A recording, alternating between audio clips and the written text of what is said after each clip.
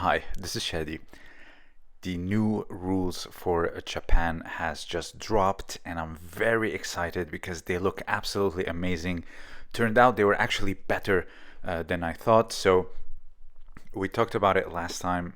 It was from what it looks, it's like everything except Morotegari. However, there is a little bit more to it, and you can do all the techniques actually. It just depends on the context, and it also uh, prevents things like negative judo, people using it to run away from the gripping, etc. So all of it has been taken care of, and I really like it. So we, the people, demand proper judo, and they have delivered. So before we talk about them, of course, please don't forget to check out my book, The Origins and History of Judo, a translation of a manuscript from 1903 by Uchida Ryohei, available in French, English, both bilingual with modern Japanese, and please check them out below. So, of course, we talked about this last time.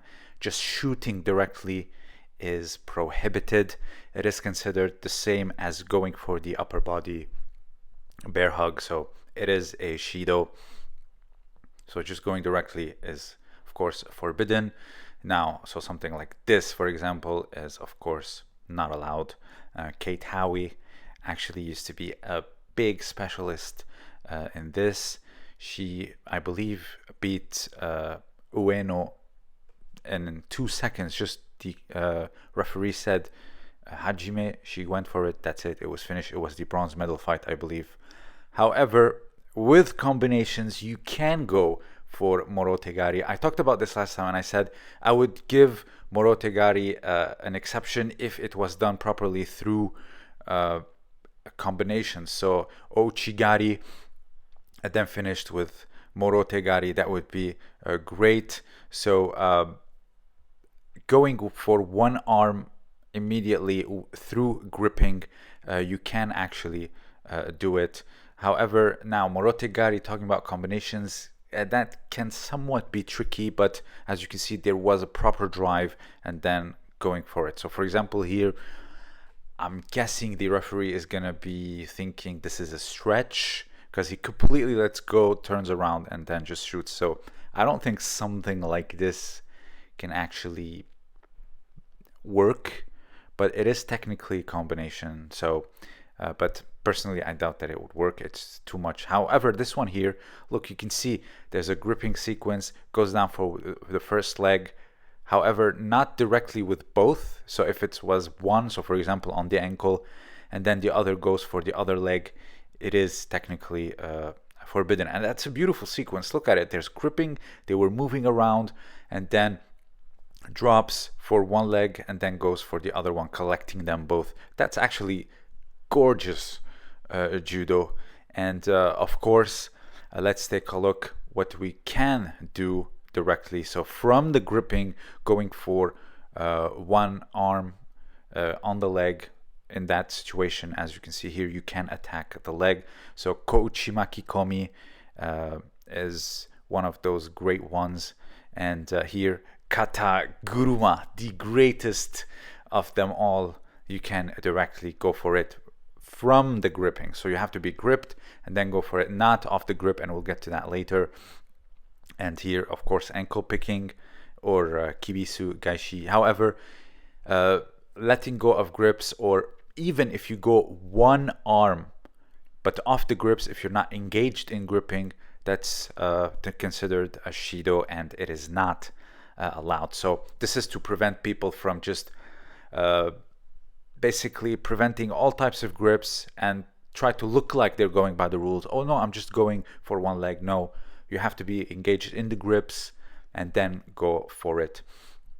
Now, so all these grips that you see here, or these attacks that you see here, they're off the grips considered.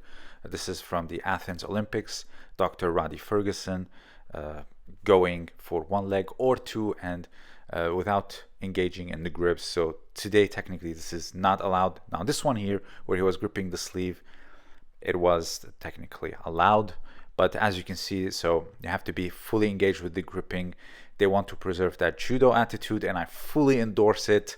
And However, here they are telling you that if it's off the grip and you use the hand on the leg to kind of push or lift and not just to grip it like before, you can actually do it, because you can see there is some type of work with the upper body. And this one here, finally, the greatest one, those people who are being defeated in the grips, going like low and trying to grip the ankle just to look like they're attacking, it's also considered a foul. Now, let's talk about counters, because that's also very, very important, not just in terms of we should be doing anything, but also to evolve judo and even the upper body. I've talked about this years ago. I said that leg grabs will result in better upper body throws or upper body gripping, because if you have weak grips, the first thing that's going to happen is you're going to have your leg gripped or grabbed, and you're just going to get countered. You're just going to get destroyed. Even the best of us will have this happen to them. So counters are actually a great way to really address your gripping and your attitude at the same time. So here, for example, the 2001 World Championship, just fully control with the grips. He's in control, gripping, moving, shoots one of the most sublime Uchimata till this day. And look, he couldn't do anything about it. However, 3 years later in Athens, poor gripping, his head is not in it, as he said in an interview, and then goes for an attack, gets countered 2 times, and finally loses by an ippon. It was one of those very big upsets at the time. He was coming off of 3 world titles and defending champion. He's leaving the mat stoically, notice, very calm, very collected, not crying his head off. It was a big upset at the time, and but it shows you that it can happen to any of us, and counters are a great deal when it comes to leg grabbing, because it shows you that you have no kumite or kumikata, you have no kuzushi, and your posture and your attitude is very poor, and thus you should be punished with a poor attack like that. So I'm really excited about this. Now, seeing this, I urge you to head to the Kodokan channel and watch them. I'll link the video below. And seeing this is actually very exciting. And I don't know fully about the IJF rules, but I'm not gonna think they're gonna be as good as this, and they really need to catch up. So as Ishii said, it's gonna put a lot of pressure on them, and I fully support what they're doing, and let's hope for the best. And if you have anything to add, please let me know down below. Check out my book and my Patreon. This was Shadi, and thank you for listening.